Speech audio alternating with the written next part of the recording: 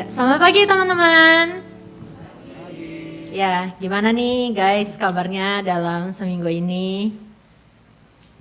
Ya, mungkin ada yang baik, mungkin ada yang kurang baik gitu ya. Tapi kita mau bersukacita kalau pada hari ini kita masih boleh berkumpul di tempat ini untuk bersama-sama beribadah.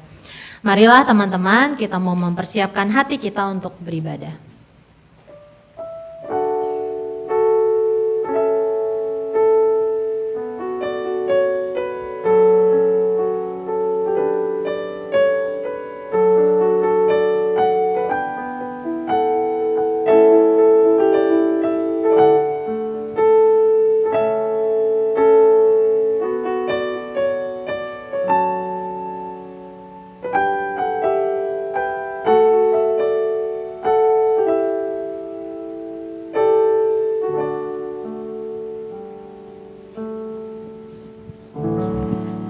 Ketika kita masih boleh tiba pada hari ini dengan kondisi yang baik, itu semua tidak lepas dari kasih setia Tuhan di dalam kehidupan kita.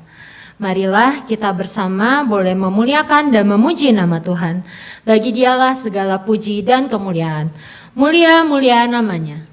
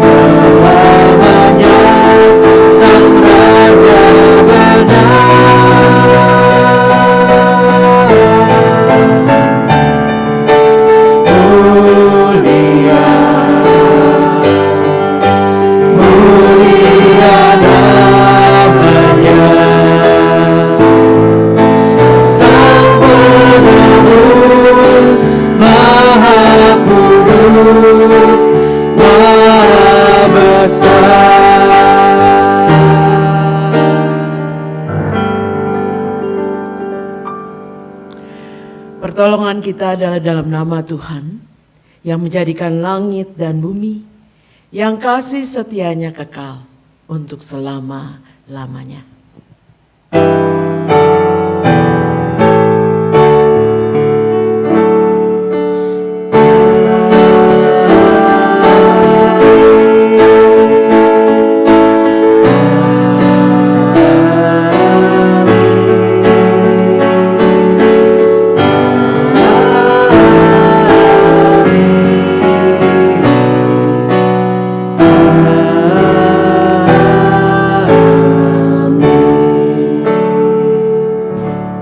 Kasih karunia dan damai sejahtera dari Allah menyertai saudara.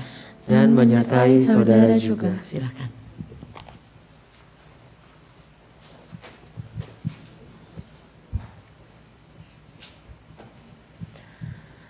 Doa merupakan nafas hidup bagi orang percaya.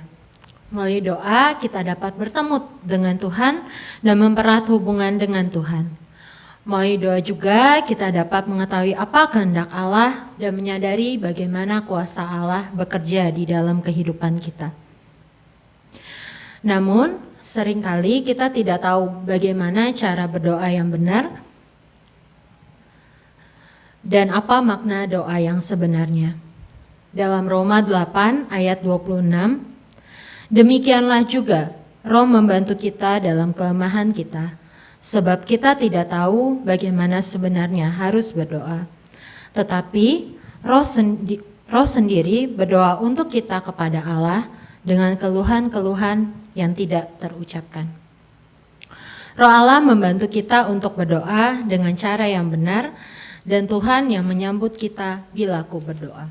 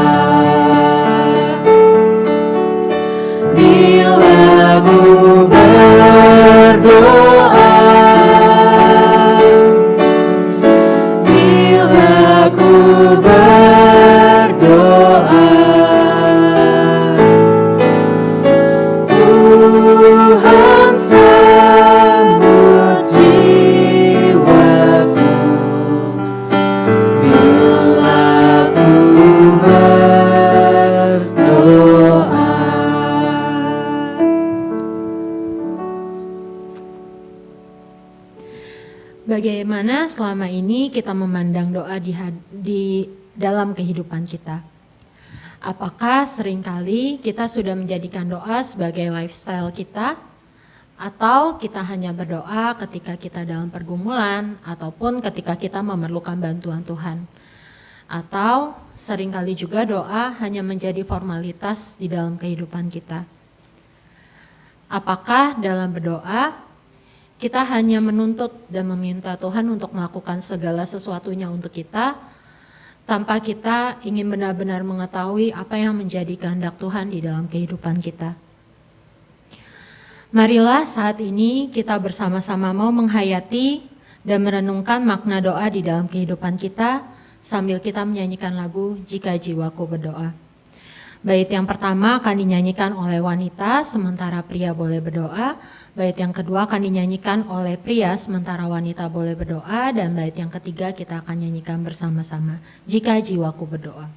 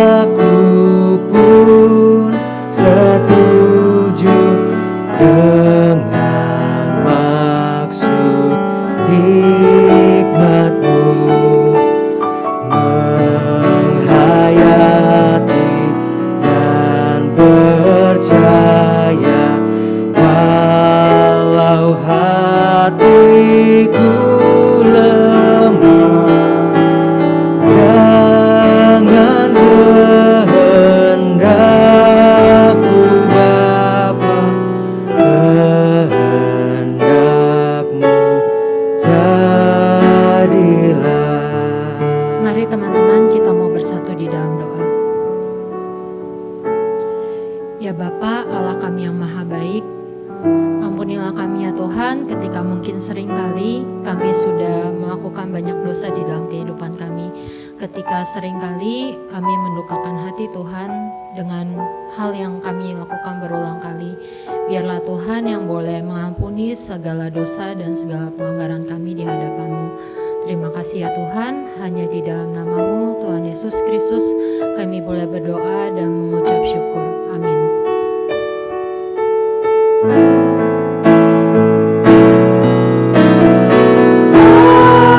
Aku cari penghiburan hanya dalam kasih-Mu. Dalam susah Dikau saja perlindungan hidupku. Ku mengaku seperti Yesus di depan sengsaranya. Jangan kehendakku Bapa, kehendak-Mu jadilah.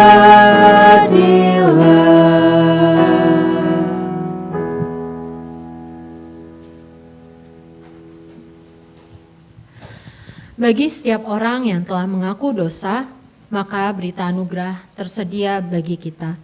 Dalam Yesaya 55 ayat 7, baiklah orang fasik meninggalkan jalannya dan orang jahat meninggalkan rancangannya. Baiklah ia kembali kepada Tuhan, maka Dia akan mengasihaninya.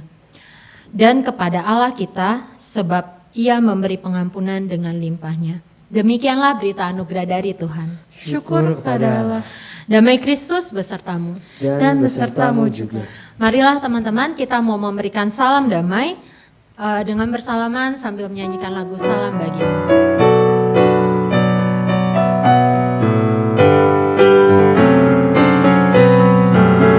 Salam bagimu, salam bagimu, salam, salam. Damai Kristus besertamu. Salam, salam. Sungguh sebuah anugerah ketika Tuhan boleh mengampuni dan memaafkan kita atas segala pelanggaran kita. Maka biarlah kita mau meminta Tuhan untuk membentuk hati kita sesuai dengan rancangannya.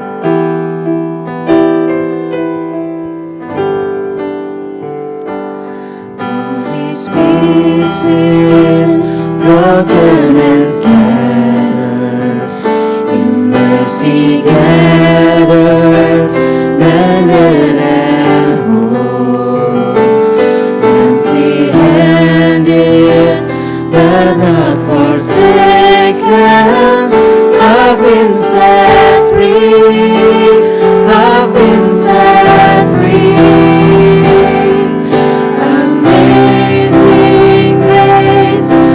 Sweet the sound that saved a wretch like me.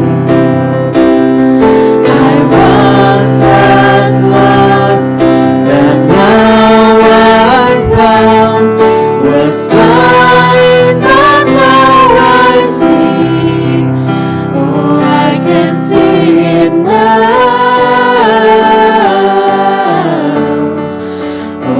I can see the love in your eyes, laying yourself down, raising up the broken to life.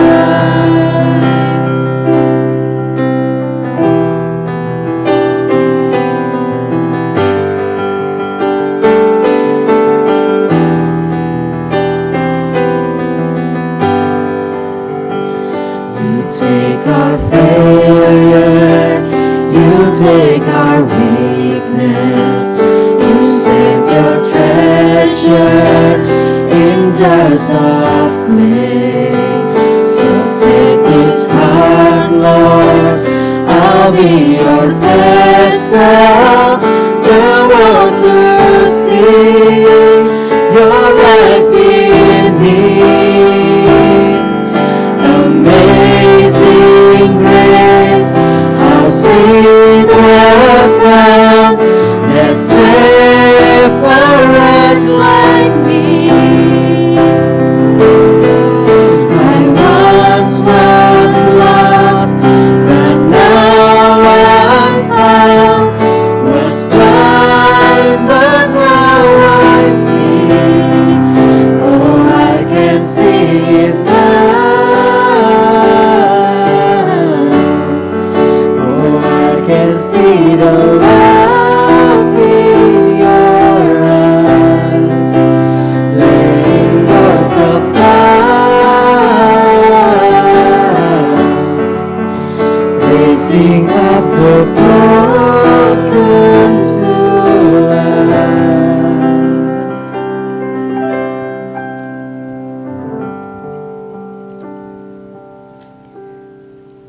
Saudara-saudara, mari sebelum kita membaca dan merenungkan firman Tuhan, mari kita bersama berdoa. Ya Allah Bapa kami datang ke hadapan-Mu. Kami bersyukur bahwa Engkau adalah Bapa yang penuh kasih, yang senantiasa boleh menyapa setiap kami, yang senantiasa boleh mencurahkan kasih-Mu hari lepas hari, selalu baru setiap pagi. Kami bersyukur kami boleh berkumpul bersama, bersekutu di tempat ini. Kami yakin dan percaya Tuhan, Engkau mau berbicara atas setiap kami tanpa terkecuali. Karena itu ya Roh Kudus, beracaralah di dalam kami, meliputi kami dan menaungi kami. Agar setiap kami tanpa terkecuali boleh merasakan sapaan-Mu, boleh peka terhadap suara-Mu. Karena itu ya Tuhan, bersabdalah sebab kami siap untuk mendengar. Berfirmanlah atas setiap kami, juga melalui hamba-Mu. Dalam Kristus Yesus kami berdoa. Amin. Saudara-saudara, pembacaan firman Tuhan dari Yakobus. Yakobus pasalnya yang kelima, ayat yang ke-12 sampai dengan ayat yang ke-20. Saya mengajak kita membaca berbalasan. Saya akan membacakan ayat yang genap dan saudara-saudara pemuda boleh membaca ayat yang ganjil. Yakobus 5 ayat 12. Tetapi yang terutama saudara-saudara, janganlah kamu bersumpah demi sorga maupun demi bumi atau demi sesuatu yang lain. Jika ya, hendaklah kamu katakan ya. Jika tidak, hendaklah kamu katakan tidak, supaya kamu jangan kena hukuman.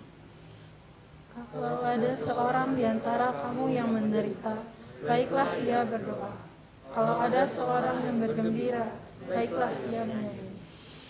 Kalau ada seorang di antara kamu yang sakit, baiklah ia memanggil para penatua jemaat supaya mereka mendoakan dia serta mengolesnya dengan minyak dalam nama Tuhan.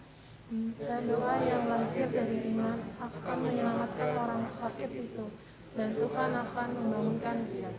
Dan jika ia telah berbuat dosa, maka dosanya itu akan diampuni. Karena itu hendaklah kamu saling mengaku dosamu dan saling mendoakan supaya kamu sembuh. Doa orang yang benar, bila dengan yakin didoakan, sangat besar kuasanya. Dan dia adalah manusia biasa sama seperti kita. Dan dia telah bersungguh-sungguh berdoa, supaya hujan jangan turun. Dan hujan pun tidak turun di bumi selama 3 tahun dan 6 bulan.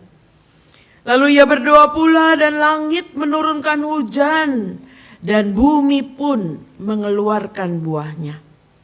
Saudara-saudaraku, jika ada di antara kamu yang menyimpang dari kebenaran dan ada seorang yang membuat dia berbalik, Ketahuilah bahwa barang siapa membuat orang berdosa berbalik dari jalan yang sesat, ia akan menyelamatkan jiwa orang itu dari maut dan menutupi banyak dosa.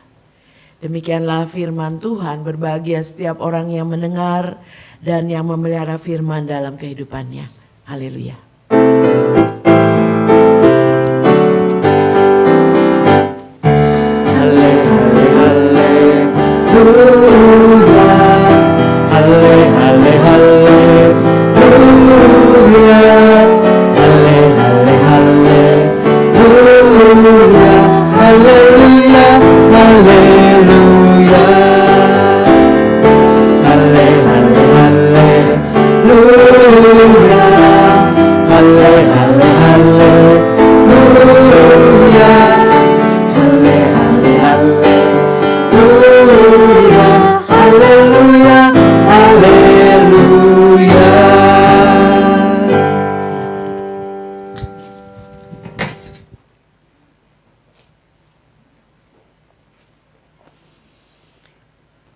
Saudara, Martin Luther pernah mengatakan bahwa to be a Christian without prayer is no more possible than to be alive without breathing. Saudara, kata-kata Martin Luther ini disederhanakan bahwa doa adalah nafas hidup orang percaya. Saudara, itu mau mengajak kepada kita, saudara sekarang lagi bernafas? Iya. Kalau nggak nafas, coba kita tutup hidungnya, mulutnya nggak boleh buka gitu ya. Tahan berapa menit, tiap orang beda-beda ya. Tergantung kemampuan menahan nafasnya. Tapi saya yakin berapa lama sih kita tidak akan bertahan tanpa nafas. Pandemi kita sudah membuktikan ya. Orang ketika sesak nafas, orang ketika membutuhkan oksigen, saturasinya turun. Wah, kita sudah melihat betapa orang berebut untuk bisa hidup dengan mendapatkan tabung-tabung oksigen itu. Ya, kalau Anda pernah anggota keluarga Anda juga mengalaminya, Anda merasakan bagaimana Anda panik ya untuk bisa memiliki tabung itu supaya kita bisa bertahan hidup. Pandemi itu menunjukkan kita butuh nafas. Nafas itu bukan sesuatu yang kita dapatkan dengan upaya kita sendiri, tapi betul itu adalah anugerah. Dan kalau kita masih bernafas sampai saat ini, betul itu karya anugerah Tuhan yang patut kita syukuri. Dan kalau dikatakan doa adalah nafas hidup orang Kristen, berarti ya terus berdoa. Sama seperti kita bernafas, kita nggak pernah nafas enggak ya.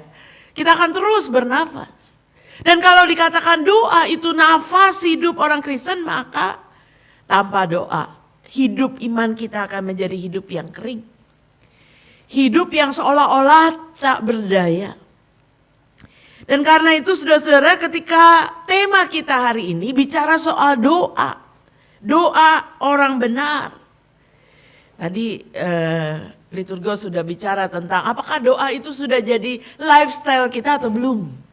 Ya. Cek and recheck pada kebiasaan hidup kita, habit kita. Berapa kali kita berdoa sehari? 3 kali?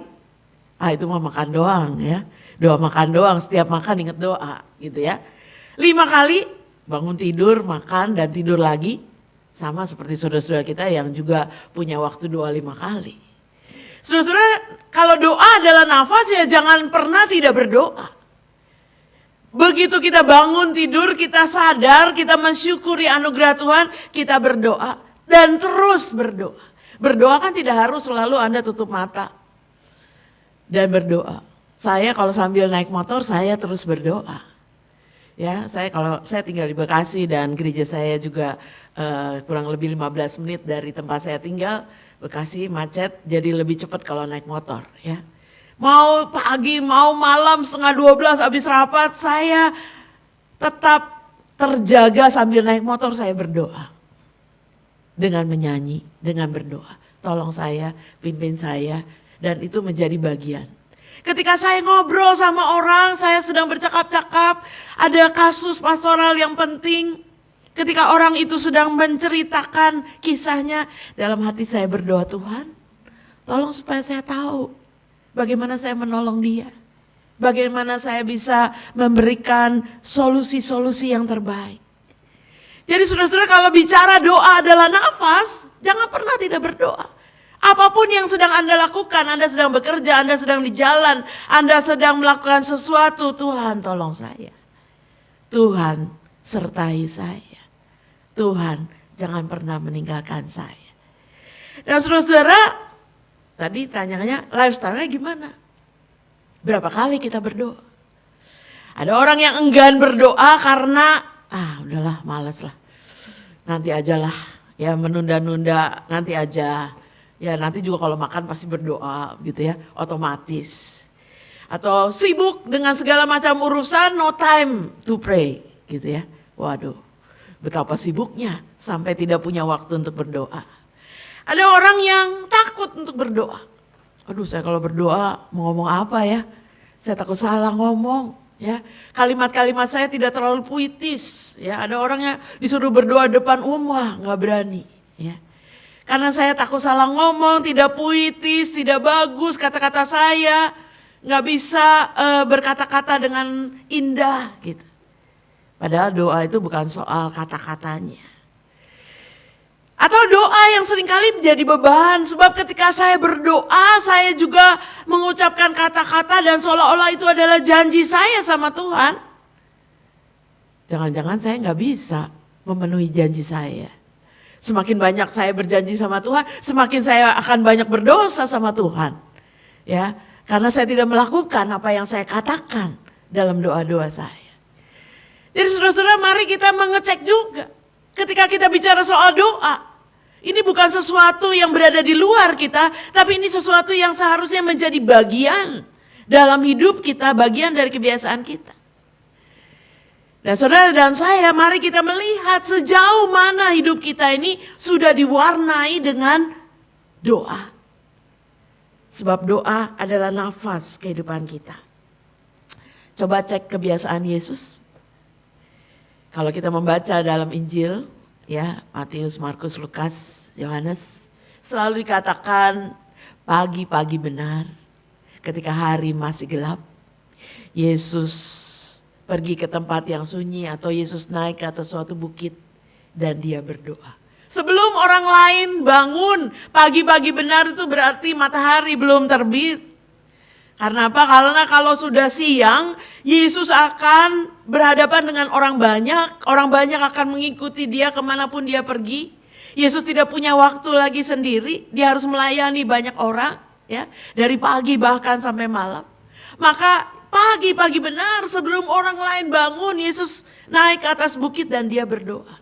Yesus saja yang adalah anak Allah yang datang dalam dunia ini butuh waktu untuk berdoa, untuk berkomunikasi dengan Bapaknya, untuk menyatukan visi. Doa yang membuat dia memiliki kekuatan, doa yang membuat dia memiliki visi yang benar di dalam melayani. Dan saudara-saudara, kalau Yesus saja berdoa, harusnya apalagi kita dong. Anak-anak Tuhan yang sungguh-sungguh berada dalam kondisi-kondisi yang mungkin kadang-kadang kita nggak tahu juga kita harus berbuat apa. Seorang pendeta, Dorothy Max, ketika saya remaja di Bandung, saya lahir besar di Bandung, saya orang Bandung, ya. Di gereja saya di GKI, dulu namanya GKI Juanda, sekarang namanya GKI Maulana Yusuf, ya, di Bandung. Ada seringkali seorang pendeta, dia lahir. Dia seorang pendeta kebangsaan Israel waktu itu, ya. Tapi kemudian dia datang ke Indonesia dan dia pindah warga negara menjadi orang Indonesia. Di tangannya ini ada nomor. Kalau orang Israel, orang Yahudi itu pada zaman Nazi diberi nomor, ya. Karena Anda akan dimasukkan di camp Nazi dan sebagainya, Anda tidak disebut namanya tapi Anda dicek dengan nomornya, ya. Dia sempat punya nomor tapi dia terlepas dari camp-camp Nazi. Dan dia datang ke Indonesia dan melayani di Indonesia dan dia pendeta perempuan pertama di GKI, ya, di Gereja Kristen Indonesia Jawa Barat bersama dengan pendeta Suatami Suteja yang sekarang sudah emeritus di GKI Gading Indah. Jadi dia melayani di GKI. Dan pendeta Dorothy Max ini adalah pendeta yang juga melayani jemaat, tetapi lebih konsentrasi diutus juga untuk para mahasiswa. Kalau tanya generasi mungkin 10 tahun di atas Anda, atau 15 tahun yang pernah kuliah di ITB, di Unpad, pasti kenal dengan seorang pendeta Dorothy Max yang menjadi dosen agama. Ya. Dan dia sering melayani, retreat, ngajar dan sebagainya, sibuk sekali.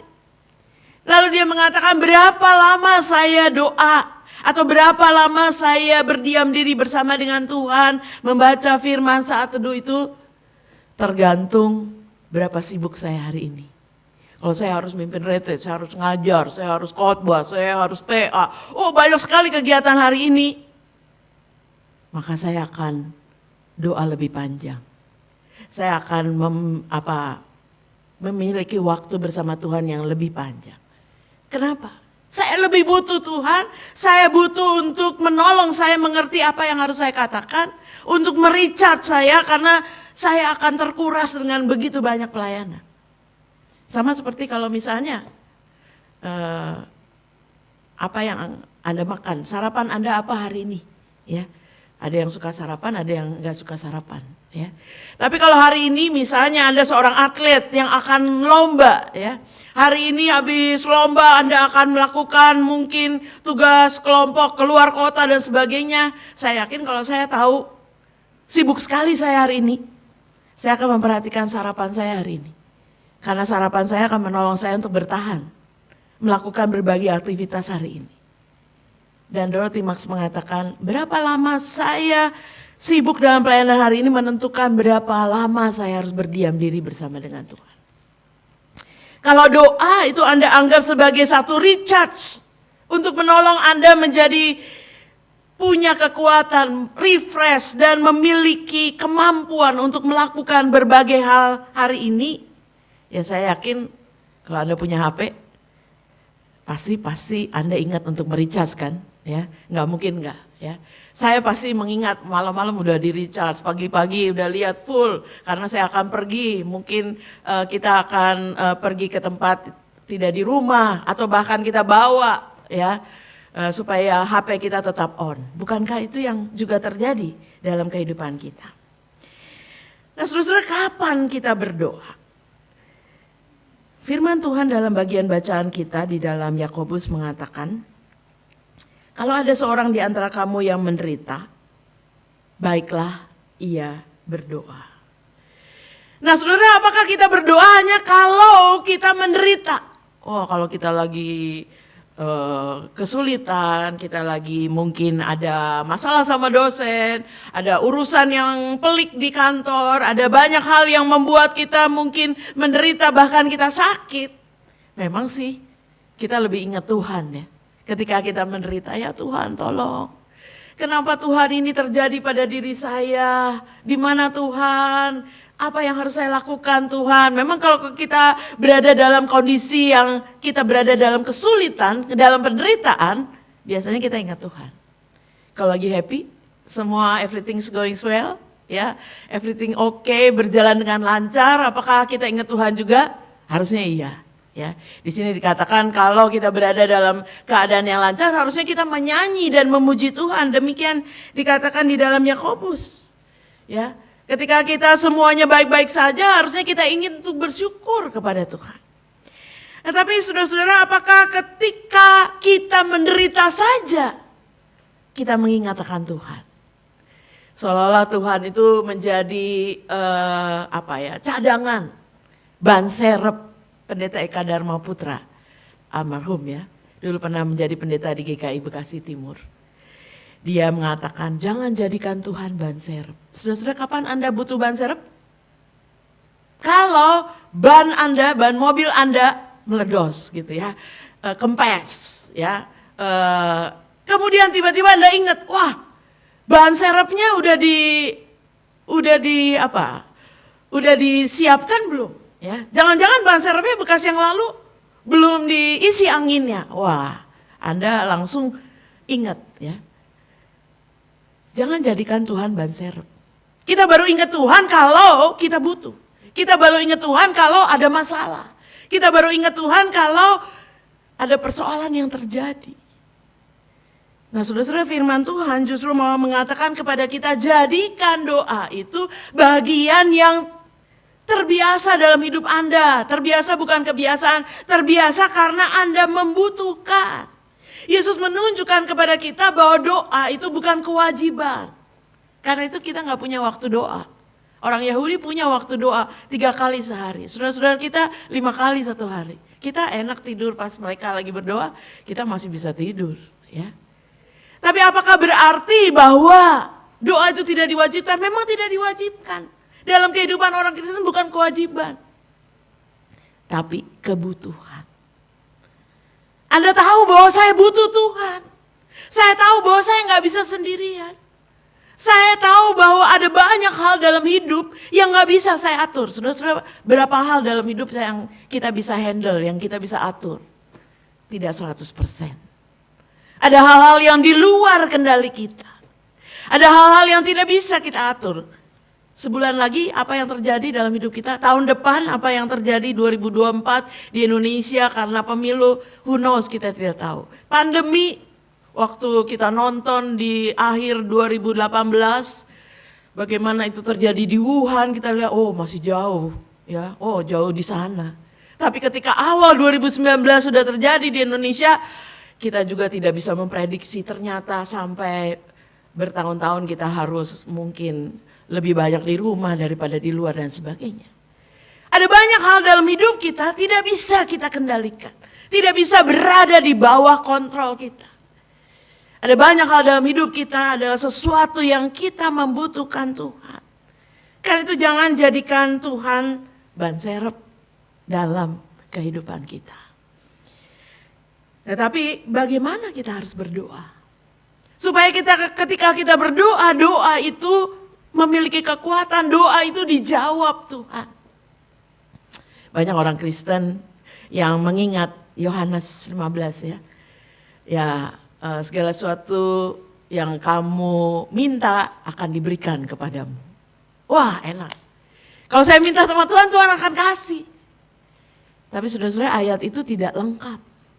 Kalau Anda membaca Yohanes 15, ayatnya adalah, jikalau engkau tinggal di dalam aku dan aku tinggal di dalam kamu, mintalah maka akan diberikan kepadamu. Yang kita ingat bagian ayatnya yang enak doang, minta akan dikasih. Siapa sih yang gak mau? Ya. Tetapi kita lupa bahwa ayat itu gak lengkap.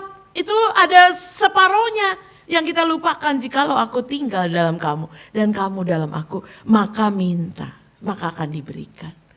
Sebab kalau kita tinggal di dalam Tuhan dan Tuhan tinggal dalam kita, kita menyatu dengan Tuhan, yang kita minta juga pasti bukan yang neko-neko. Ya, bukan yang asalan, tetapi sesuatu yang memang berguna, sesuatu yang penting, sesuatu yang bisa bermanfaat. Dan karena itu bagaimana supaya doa kita dijawab? Dalam ayat yang 15 dikatakan, doa yang lahir dari iman akan menyelamatkan orang. Kalau ada orang sakit, bagaimana kita bisa berdoa dengan sungguh-sungguh supaya doa itu bisa memulihkan dan menyembuhkan? Syaratnya adalah doa itu lahir dari iman. Bukan soal sarananya, ya. Memang di sini dituliskan, panggillah penatua kalau ada yang sakit, penatua jemaat, supaya mereka mendoakan dan mengoleskan dengan minyak. Dalam tradisi Yunani saat itu, ya, minyak adalah bagian yang ada dalam tradisinya. Tapi kalau kita lihat, doa itu dijawab atau Tuhan bukan soal minyaknya, ya. Karena Yesus pun ketika menyembuhkan banyak orang dia tidak pakai minyak, malah kadang-kadang dia meludah, mencampur dengan tanah, mengoleskan pada matanya, disuruh mencuci di kolam Tiberias, ya. Itu bukan satu-satunya sarana, sehingga kita tidak mengatakan itu menjadi satu hal yang prinsip. Tapi yang prinsip adalah iman. Iman si pendoanya. Dia memiliki iman gak? Sebab kalau dia memiliki iman, firman Tuhan Yesus sendiri mengatakan jadilah sesuai dengan iman. Apakah kamu beriman? Kalau kamu beriman maka jadilah sesuai dengan imanmu. Seorang perempuan yang cuman memegang jubah Yesus aja dan dia beriman bahwa Yesus akan menyembuhkan penyakit pendarahan dia yang sudah bertahun-tahun dan ternyata sembuh. Seorang yang percaya bahwa Yesus bisa menyembuhkan, gak usah Yesus datang ke rumah apalagi mengolesi minyak, gak usah. Tuhan bilang sembuh ya sembuh. Maka Yesus mengatakan besar imanmu. Jadi saudara-saudara, bicara soal doa tidak bisa dilepaskan dari iman. Apakah kita beriman? Doa itu harus memiliki kekuatan dan kekuatannya dibangun oleh iman kita. Iman itu dibangun oleh relasi kita dengan Tuhan. Sejauh mana sih saya percaya kepada Tuhan? Saya gak mungkin percaya sama orang yang baru ketemu. Orang yang asing. Yang jarang-jarang ketemu, mana bisa saya percaya? Mungkin anak saya percaya sama saya karena dia sudah mengenal saya. Saya percaya sama suami saya karena saya tahu betul. Bagaimana kita bisa percaya sama Tuhan kalau kita jarang-jarang berkomunikasi dengan Tuhan? Iman itu lahir dari relasi yang kuat dengan Tuhan. Karena itu dasar dari doa yang akan memiliki kekuatan adalah kalau kita memiliki iman. Ayat 16 mengatakan doa orang yang benar, bila dengan yakin didoakan, sangat besar kuasanya. Ini bagian penting yang harus kita pegang. Gimana supaya doa kita ini besar kuasanya? Pertanyaannya, apakah kita orang benar? Doa yang besar kuasanya itu bukan doa yang benar. Doa yang benar itu mungkin doa yang kata-katanya bagus, yang kata-katanya puitis, yang indah. Bukan. Tapi dikatakan doa orang yang benar. Berarti yang benar siapanya? Pendoanya. Orangnya. Dan pertanyaannya apakah kita orang benar? Siapa sih orang benar di mata Tuhan? Orang benar di mata Tuhan adalah orang yang memiliki iman. Yang percaya kepada Tuhan. Orang yang benar di mata Tuhan adalah orang yang selalu memegang perintah Tuhan. Dan melakukannya di dalam kehidupan dia. Dengan jelas dalam bagian kita dikatakan seperti Elia. Seorang nabi Tuhan. Elia manusia biasa. Kalau kita dibandingin sama Yesus. Oh Yesus kan anak Allah, saya kan manusia aja. Ya. Oke, bandingannya Elia. Dia manusia biasa. Tetapi ketika dia hidup benar di hadapan Tuhan dan dia melihat bagaimana bangsa Israel itu bersalah di hadapan Tuhan dengan menyembah Baal yang diperkenalkan oleh Ratu Isabel, maka Elia berdoa, Tuhan, biarlah Engkau menyatakan kuasamu. Dan Tuhan tidak menurunkan hujan 3 tahun 6 bulan. Waduh, kita aja sudah lama tidak hujan ya. Belum setahun nih, mungkin baru beberapa bulan aja kita merasa panas gitu ya. Apalagi tidak hujan 3 tahun 6 bulan. Apa yang terjadi? Kelaparan, paceklik, ya, kesulitan pangan, penderitaan.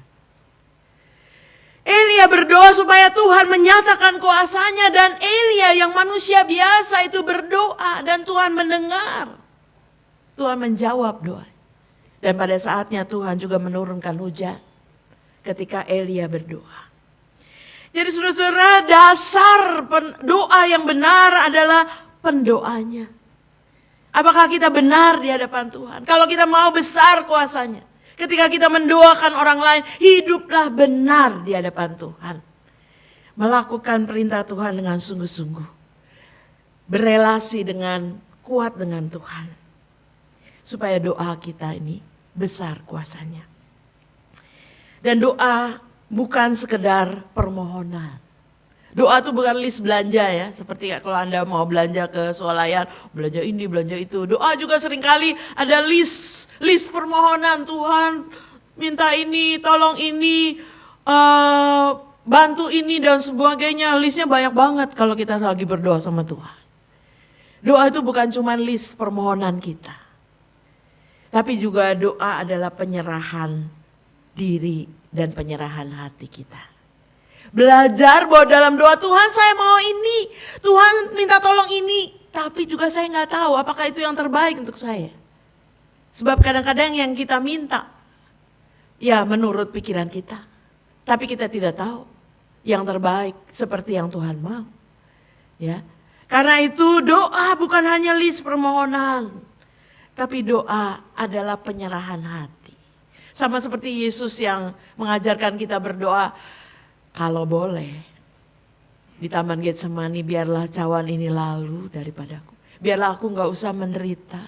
Biarlah aku gak merasakan penderitaan yang amat sangat. Tapi Yesus tidak mengakhiri doanya di situ kan. Kita bersyukur Yesus tidak aminnya di situ.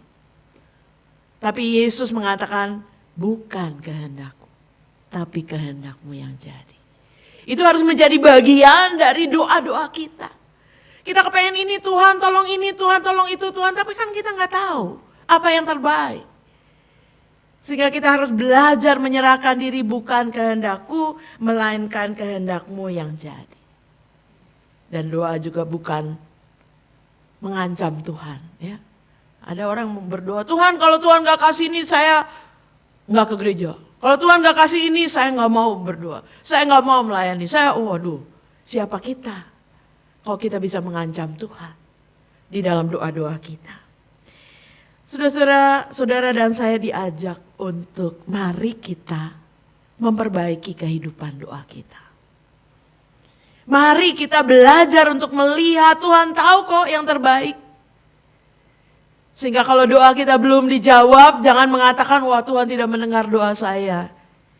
Kan jawaban doa bisa yes, no, or wait and see.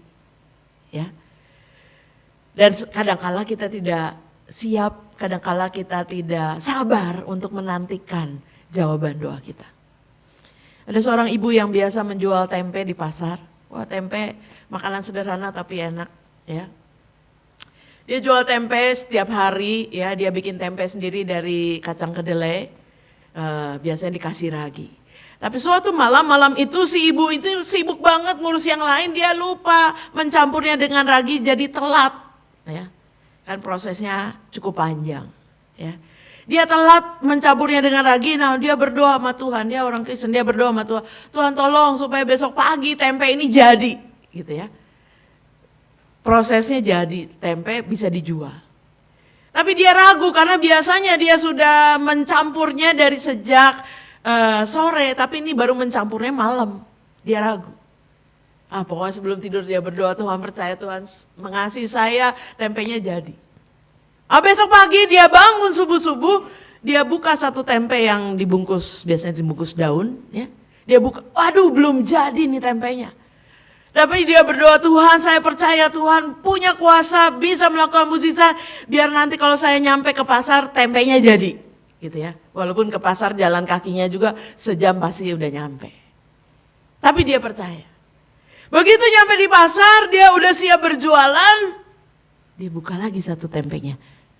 Waduh belum jadi juga nih, belum nyatu ya, kacangnya sama itu belum menyatu. Waduh ya, dia berdoa lagi, Tuhan kan mendengar doa saya, tolonglah supaya tempe ini kalau ada pembelinya jadi gitu ya, jadi tempe bisa dijual. Dan pasar udah mulai rame ya. Dia ragu-ragu mau menjual, dia ragu karena tempenya belum jadi, jangan-jangan orang kecewa, besok-besok gak beli lagi tempe dia ya. Tapi menjelang beberapa jam kemudian ada seorang datang, Bu, saya mau cari tempe. Tapi tempenya mau saya kirim sama anak saya di luar kota. Dia seneng kali tempe, ya. Saya langganan di sini. Ada nggak tempe yang belum jadi? Saya borong semua deh, ya, untuk anak saya. Saudara-saudara, perempuan itu, ibu itu berdoa supaya tempenya jadi. Karena dia pikir kalau tempenya jadi bisa laku, bisa menghasilkan uang. Tapi ketika dia berdoa dan doa itu tidak dijawab, ternyata yang dicari orang apa? Yang belum jadi. Saudara-saudara, mari kita melihat dalam hidup ini seringkali ketika kita memohon kepada Tuhan, kita memohon dengan kacamata kita, pikiran kita, kemauan kita. Kita tidak tahu apa yang akan terjadi di depan. Karena itu sama seperti tadi dikatakan, mintalah Roh supaya membantu kita berdoa. Supaya kita tahu bagaimana berdoa. Tidak hanya dengan ego kita, tidak hanya dengan pikiran kita, tetapi doa yang sungguh-sungguh seperti yang Dia kehendaki. Saudara dan saya diajak menjadi pemuda-pemuda di dalam persekutuan jemaat kita, menjadi pemuda yang saling mendoakan. Doa itu bukan hanya untuk urusan saya pribadi, tapi saya berdoa juga untuk orang lain. Saya berdoa juga untuk sesama saya. Saya berdoa juga untuk persekutuan jemaat kita supaya gereja ini boleh bertumbuh dan menolong kita, sebab gereja adalah rumah doa. Dan karena itu firman Tuhan mau mengajak kita, mari kita menjadi pendoa-pendoa yang benar. Pendoa-pendoa yang besar kuasanya. Jangan ragu ketika orang berdoa, aduh jangan minta saya mah gak bisa berdoa, minta pendeta aja. Enggak, semua orang bisa berdoa. Kalau roh Tuhan ada padamu, maka engkau bisa berdoa. Engkau punya iman dan percaya kepada Tuhan, maka siapapun bisa berdoa. Cuma persoalannya, yakin apa enggak? Bertekun dalam iman apa enggak? Firman Tuhan mau mengajak, mari kita menjadi pendoa yang benar. Mulainya dari mana? Mulainya dengan menikmati waktu-waktu doa kita. Saya nggak tahu berapa lama Anda berdoa, ya, tiap orang terserah. Tapi carilah waktu yang tepat supaya Anda tidak terganggu. Ya, terganggu oleh kesibukan. Kalau pagi-pagi, sebentar lagi, macet di jalan ya. Kalau nggak langsung jalan, bisa telat ya. Sehingga nggak sempat doa panjang-panjang. Entah malam. Ya. Jangan duga ketika berdoa HP dekat sama Anda. Sebab kadang titit langsung sambil ngedip gitu ngelihat, ada WA masuk nih ya. Jangan-jangan kita terganggu oleh hal-hal yang ada di sekitar kita. Tapi mulai dengan menikmati waktu doa kita, di mana kita rindu, di mana kita merasakan keasikan ketika kita sungguh-sungguh berada di hadapan Tuhan. Menyadari hadirat Tuhan dan kemudian mengungkapkan isi hati kita. Dan mengucapkan permohonan-permohonan kita. Firman Tuhan mengatakan doa yang benar itu sangat besar kuasanya. Dan firman Tuhan ini mau mengajak kita semua menjadi pendoa yang luar biasa. Baik dalam hidup kita pribadi, tengah keluarga, tengah jemaat. Mari kita sungguh-sungguh memulainya dalam kehidupan kita. Membiasakan diri doa menjadi bagian hidup yang tak terlepaskan. Dan yakin bahwa pertolongan Tuhan akan datang tepat pada waktunya. Amin.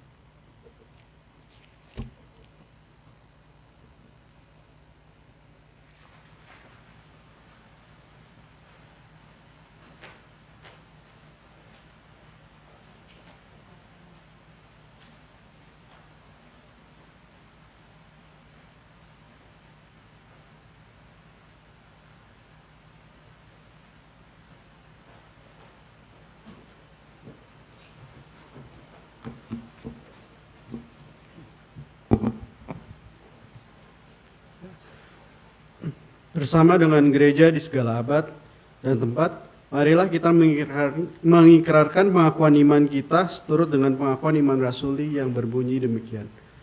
Aku percaya pada Allah, Bapa yang Maha Kuasa, langit dan bumi, dan pada Yesus Kristus, Anak yang tunggal Tuhan kita, yang dikandung daripada Roh Kudus, lahir dari anak darah Maria, yang menjadi sengsara di bawah pemerintahan Pontius Pilatus, disalibkan, mati dan dikuburkan, turun dalam kerajaan maut. Pada hari yang ketiga, bangkit pula dari antara orang mati. Naik ke surga, duduk sebelah kanan Allah, Bapa yang Maha Kuasa. Dan dari sana akan datang untuk menghakimi orang hidup dan yang mati. Aku percaya pada Roh Kudus, gereja yang kudus dan am, persekutuan orang kudus, pengampunan dosa, bangkitan orang mati, dan hidup yang kekal. Amin.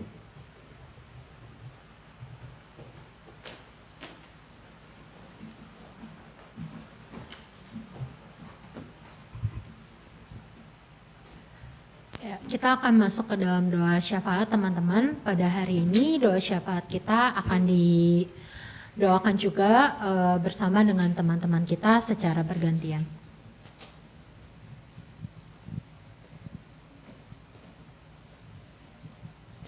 Mari teman-teman kita bersatu di dalam doa. Ya Bapa, sungguh kami boleh mengucap syukur ya Tuhan untuk setiap kasih dan karunia-Mu di dalam kehidupan kami. Ketika pada hari ini kami juga sudah boleh mendengarkan firman Tuhan yang dibawakan oleh Pendeta Melani. Biarlah ya Tuhan firman Tuhan hari ini bisa mengajarkan kami untuk berdoa dan menerima apapun yang menjadi kehendak-Mu di dalam kami, dan biarlah kami juga bisa menjadikan doa sebagai bagian yang tidak terpisahkan di dalam kehidupan kami, dan juga kami bisa menjadi pendoa juga ya Tuhan bagi orang lain juga, dan biarlah Tuhan yang boleh terus memimpin dan menyertai kami di sepanjang kehidupan kami. Terima kasih ya Tuhan. Ya Tuhan, kami bersyukur ketika kami boleh sampai di bulan ini ya Tuhan. Saat ini kami mau berdoa untuk persiapan untuk bulan keluarga. Sungguh bersyukur ketika bulan keluarga boleh kembali direncanakan oleh GKI Samanhudi ini ya Tuhan. Biarlah Engkau yang turut beracara dalam setiap perencanaan, persiapan hingga pelaksanaannya nanti di bulan Oktober. Engkau yang sudah memilih setiap orang yang Kau layakkan untuk melayani Engkau berpartisipasi sebagai panitia di kepanitiaan bulan keluarga GKI Samanhudi. Biarlah Engkau yang mempersiapkan mereka semuanya supaya apa yang boleh mereka rencanakan sesuai dengan kehendak-Mu dan dapat berjalan sesuai dengan rencana. Biarlah apa yang boleh kami rencanakan dalam bulan keluarga ini bisa benar-benar bermakna untuk setiap keluarga yang ada di GKI Samanhudi maupun keluarga besar GKI Samanhudi sebagai satu jemaat ya Tuhan. Kami mau menyerahkan seluruhnya hanya ke dalam tangan-Mu. Terima kasih ya Tuhan. Tuhan yang baik, kami juga sama-sama mau berdoa bagi teman-teman kami yang sedang memiliki pergumulan, baik itu sakit, mencari pendamping hidup, pekerjaan, dan juga studi. Kami turut mendoakan setiap proses yang nantinya akan dijalani oleh teman-teman kami, juga agar mereka bisa menyerahkan segala kekhawatiran dan kegelisahan yang mereka alami kepada Tuhan. Kami yakin dan percaya Tuhan yang akan memampukan kami semua terus berada di samping kami dan memberikan yang terbaik bagi kami. Terima kasih ya Tuhan. Ya Tuhan, pada kesempatan ini kami juga ingin mendoakan untuk negara kami Tuhan, negara Indonesia ini Tuhan, khususnya di bagian kasus banyaknya polusi Tuhan, dan juga untuk persiapan pemilu 2024 Tuhan. Tuhan, ketika polusi ini bisa terjadi Tuhan, kami tidak lupa Tuhan, kami yakin dan percaya bahwa Tuhan tetap ambil andil Tuhan dalam masing-masing dari kami untuk menyelesaikan polusi ini. Tuhan yang pimpin setiap pemerintah Tuhan dalam membangun kebijakan penyelesaian kasus polusi ini agar bisa bekerja dengan sungguh Tuhan, dengan tulus, dengan cara yang tepat Tuhan. Kami juga ingin mendoakan masing-masing dari kami Tuhan untuk kami bisa ambil andil Tuhan untuk mengurangi polusi yang terjadi di Indonesia ini Tuhan. Juga kami ingin mendoakan mereka yang terdampak Tuhan dalam kasus polusi yang menjadi sakit Tuhan, Tuhan yang pulihkan mereka dan kembalikan mereka dalam kondisi yang baik. Dan kami juga tidak lupa Tuhan untuk mendoakan untuk proses pemilu Tuhan yang akan terjadi pada tahun 2024. Tuhan yang pimpin segala persiapan, Tuhan yang pilih Tuhan setiap calon-calon yang akan naik Tuhan untuk menjadi calon presiden dan wakil presiden. Tuhan yang pimpin agar mereka adalah calon-calon yang benar-benar sungguh untuk mau membantu negara Indonesia ini Tuhan, untuk memulihkan negara ini Tuhan, bukan untuk niat-niat yang lain Tuhan. Tuhan juga yang pimpin kami Tuhan masing-masing untuk bisa aktif Tuhan dalam mencari informasi dan memilih Tuhan yang pemimpin yang tepat Tuhan. Terima kasih Tuhan. Tuhan, pada kesempatan ini kami juga ingin mendoakan teman kami Julia yang baru berulang tahun pada 18 September kemarin ya Tuhan. Terima kasih Engkau telah menambahkan 1 tahun lagi untuk Julia Tuhan. Kami percaya Engkau selalu menyertai, Engkau selalu membimbing, Engkau selalu memimpin Julia dalam kehidupannya sehari-hari ya Tuhan. Tuhan, kami minta juga tolong supaya Tuhan terus bisa memakai Julia agar bisa menjadi berkat bagi orang-orang di sekitarnya. Terima kasih ya Tuhan. Ya Tuhan, inilah doa dan permohonan kami, dan pada hari ini ya Tuhan kami ingin menutup doa ini dengan doa yang telah Engkau ajarkan.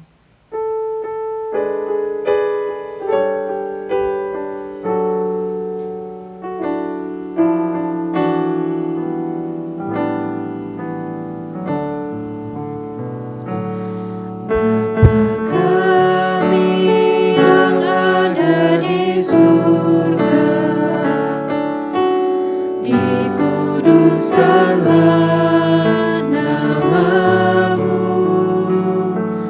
datanglah kerajaanmu, jadilah kehendakmu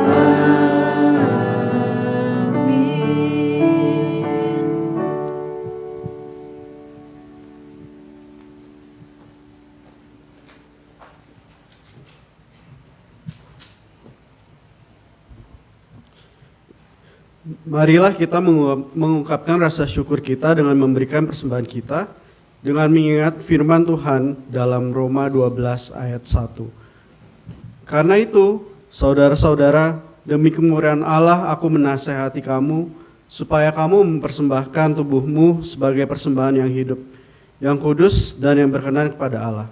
Itu adalah ibadahmu yang sejati. Teman-teman, persembahan nanti bisa dapat dimasukkan ke dalam kantong persembahan atau dapat dikirimkan melalui via transfer. Mari kita menyanyikan KJ 450.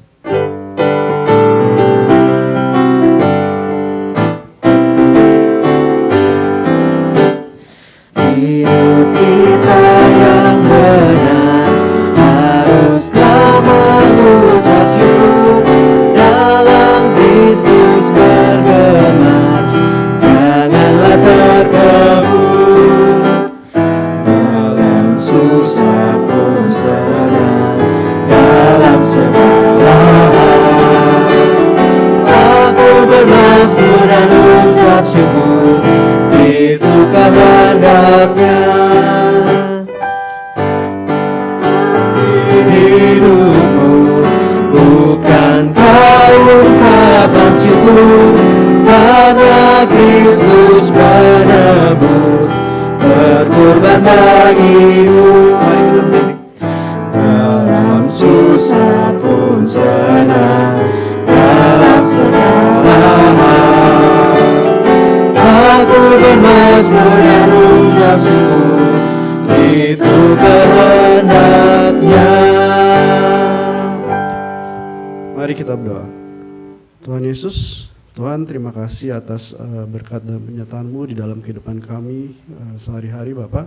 Dan kami juga bersyukur atas firman yang telah Engkau berikan melalui Pendeta Melani. Ialah firman yang telah kami terima, mengingatkan kami terus untuk terus melakukan doa-doa kami di dalam kehidupan kami, di dalam setiap hal, bukan hanya sekedar rutinitas, tapi menjadi suatu napas hidup bagi kami sebagai seorang Kristen Bapak. Dan kami datang ke hadirat-Mu membawa persembahan syukur ini. Biarlah persembahan syukur ini dapat digunakan untuk kemuliaan nama-Mu saja Bapak. Hanya dalam nama Putra-Mu yang tunggal Tuhan Yesus Kristus. Amin.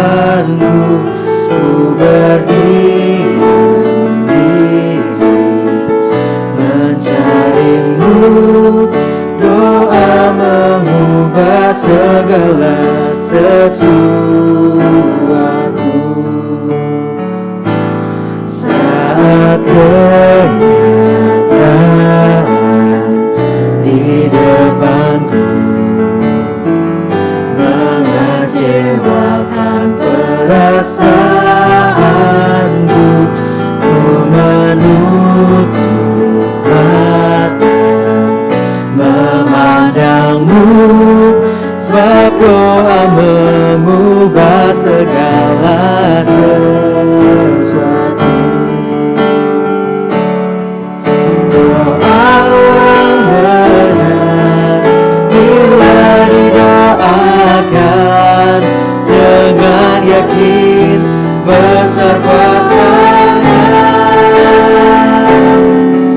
dan Dia doa yang lahir dari iman, berkuasa menyelamatkan, seperti mata air di tangan-Mu, mengalir kemanapun Kau mau, tiada yang mustahil di mata-Mu.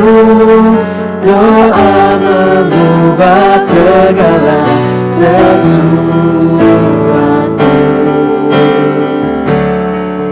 Doa orang benar bila didoakan dengan yakin besar kuasa-Nya,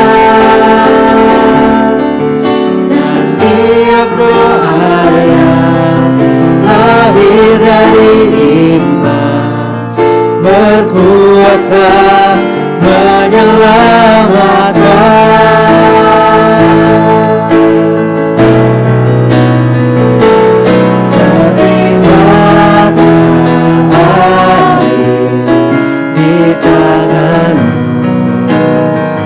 mengalir kemanapun Kau mau, tiada yang mustahil di mata-Mu. Doa mengubah segala sesuatu. Doa mengubah segala sesuatu.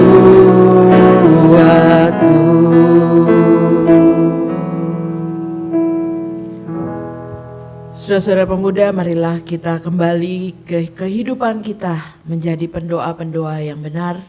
Karena itu arahkanlah hatimu kepada Tuhan. Kami mengarahkan hati kami kepada Tuhan. Jadilah saksi Kristus, Syukur kepada Allah, terpujilah Tuhan. kini dan selamanya. Pulanglah dalam damai sejahtera dan terimalah berkat Tuhan. Tuhan memberkati engkau dan melindungi engkau. Tuhan menyinari engkau dengan wajah-Nya dan memberi engkau kasih karunia. Tuhan menghadapkan wajah-Nya kepadamu dan memberi engkau damai sejahtera. Amin.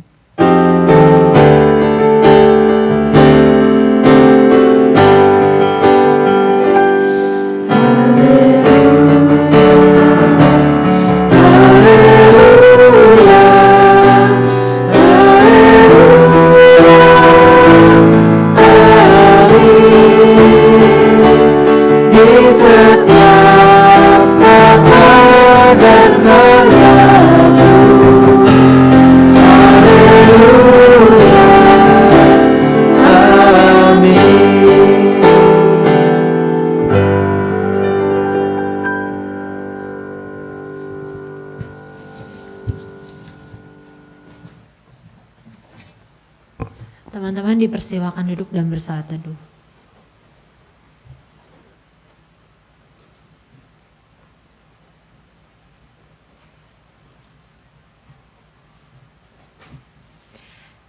Ya, kita akan masuk ke dalam KP highlight kita di minggu ini.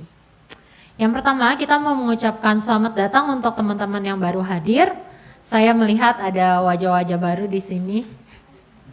Mungkin teman-teman boleh memperkenalkan diri ya, gitu yang Adi ya. Halo, ya. Adi mungkin boleh memperkenalkan diri.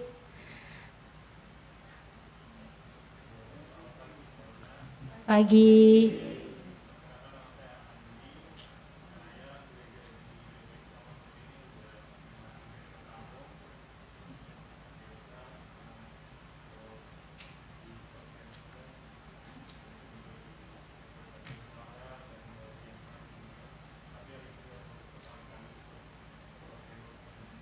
Ya, selamat bergabung Andi. Yeay. Terus ada lagi ya, mungkin yang di sebelah Nicholas. Dua, mungkin boleh memperkenalkan diri.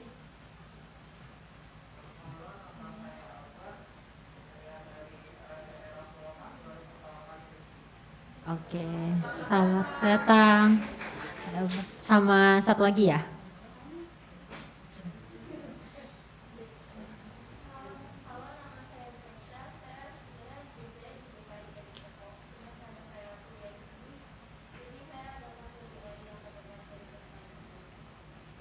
Iya, halo. Ya, selamat bergabung ya teman-teman. Semoga bisa enjoy bertumbuh bersama di GKI Samanhudi. Oke, berikutnya. Ya, ini adalah ibadah kita 2 minggu lagi. Jadi minggu depan kita nggak ada ibadah di pemuda karena kita bergabung bersama dengan umum dan ada perjamuan kudus gitu. Jadi minggu depan teman-teman boleh hadir di ibadah umum ataupun kesini jam 10 juga ada ibadah sih gitu. Jadi khusus minggu depan ibadah kita jam 7, jam 10 dan juga jam 6 sore di ibadah umum gitu ya. Oke, ini untuk berikutnya di minggu depannya lagi kita kembali lagi ke ruangan ini. Untuk ibadah temanya adalah lebih tajam dari pedang. Apa itu yang lebih tajam dari pedang? Datang ya teman-teman. Ya, nanti akan dibawakan oleh Pendeta Frida. Untuk penatuannya Penatua Widianti Nugroho, liturgosnya Felicia, pemusiknya ada Marvel, song leadernya ada Gabriela dan juga Samuel Simon. Multimedianya Gunawan, soundman-nya Sandi dan juga untuk publikasinya Gracia. Ya. Selamat mempersiapkan pelayanan teman-teman. Ya, untuk nextnya, ini adalah untuk pelayan di hari ini. Untuk pelayan firman ada Pendeta Melani Ayub Ekne dari GKI Agus Salim. Terima kasih Pendeta Melani untuk pelayanannya. Untuk penatuannya Penatua Andreas, lalu liturgosnya saya Agnes, pemusiknya Ko Andres Suteja, lalu untuk song leadernya ada Randy dan Stefani, multimedia Wahyu, publikasi Trudy dan juga untuk asyirnya ada Zerlina dan juga Gracia. Terima kasih teman-teman untuk pelayanannya hari ini. Oke, untuk nextnya ada yang ulang tahun nih bersukacita di minggu ini, ada Ci Juliana atau yang mungkin biasa lebih dikenal dengan Ci Afung. Kalau ada teman-teman yang ulang tahun yang mau mengucapkan selamat ulang tahun bisa mungkin menghubungi Ci Juliana langsung karena hari ini nggak hadir. Mungkin dari teman-teman yang di sini ada lagi yang ulang tahun? Oke, kalau nggak ada. Oke, next ya guys. Oke, nextnya ini ada Lighthouse Project di hari Sabtu depan tanggal 30 September 2023. Mungkin dari Sam mau menyampaikan?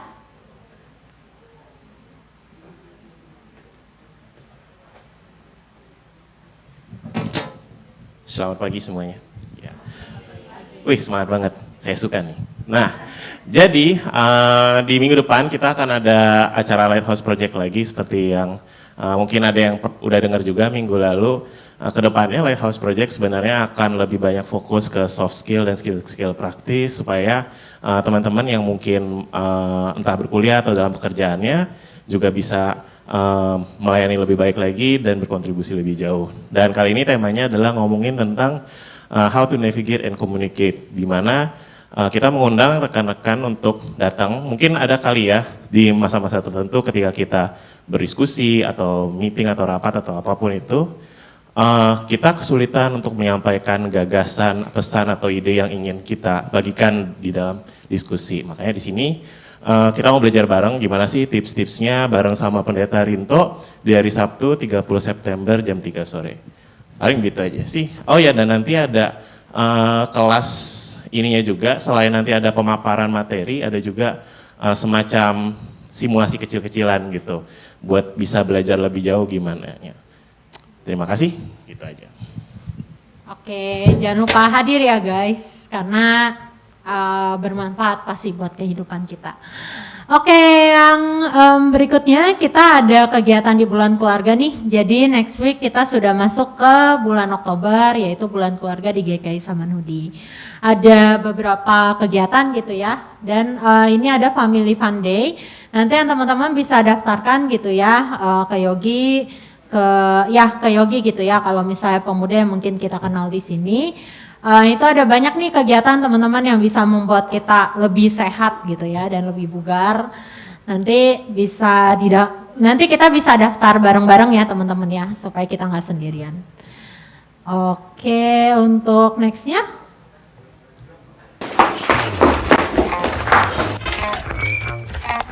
Nih, udah lihat pengumumannya belum? Bulan keluarga ini bakal banyak banget loh kegiatannya. Oh iya? Emang ada apa aja? Ada seminar parenting orang tua, terus ada Nobel alas makan bareng, ada seminar tomat buat pasutri muda dan dewasa muda, terus ada seminar parenting remaja, dan di puncaknya bakal ada Family Fun Day. Selain doa pagi dan jalan, akan ada yoga, zumba, dan jantung. Sehat banget loh. Ih seru banget, aku pengen ikut deh. Tapi papi aku lagi nggak ada, aku nggak usah ikutan ya. Persepsi keluarga tuh jangan cuma ayah, ibu, anak, jangan gitu. Keluarga tuh banyak maknanya. Keluarga itu adalah orang yang memiliki relasi satu sama lain. Keluarga itu adalah orang yang menghabiskan waktu bersama, melakukan kegiatan bersama, memahami kelebihan dan kekurangan satu sama lain. Kita dengan komunitas kita dengan kelompok pelayanan kita, dan bahkan kita di satu gereja sesama jemaat GKI Samanhudi ini itu juga termasuk keluarga tahu. Bener juga ya. Berarti aku kalau ikut sendirian nggak takut dong. Kan nanti ada keluarga lain, satu keluarga GKI Samanhudi. Dan kamu jangan ragu buat ikutan ya. Kalau ada pertanyaan bisa ditanyakan ke kontak person dari acara masing-masing. Sampai jumpa di bulan keluarga GKI Samanhudi 2023. Bye. Nah itu guys gitu, jadi ada banyak acara gitu ya buat yang sendirian di Jakarta atau enggak keluarganya enggak di GKI Samanhudi, jangan sedih, kita semua satu keluarga guys. Jadi kita bisa daftar bareng-bareng gitu ya di Family Fun Day di tanggal 28 Oktober nanti gitu ya, dan banyak juga acara, nanti teman-teman juga bisa daftar gitu di sana. Oke, yang terakhir sebelum ibadah ini ditutup, kita ada vokal group teman-teman, tapi belum ada iklannya gitu ya, mohon maaf. Jadi kita ada vokal group yang latihan rutin di setiap hari Jumat gitu. Ayo kita boleh ikutan melatih suara kita gitu ya, karena kita punya pelatih juga gitu. Jadi paduan suara kita bukan cuman kayak dulu gitu ya mandiri, tapi sekarang udah ada pelatihnya yang keren banget yang bisa membentuk suara kita juga. Khususnya untuk teman-teman mungkin kaum pria dan kaum sopran. Ya, ternyata paduan suara kita justru butuh sopran ya. Gitu. Jadi boleh ikutan teman-teman, dan juga nanti di setiap Jumatnya selesai paduan suara nanti ada juga mobil gereja yang akan mengantar kita pulang ke tempat kita gitu. Ya jangan ragu untuk ikutan ya teman-teman. Selamat hari Minggu.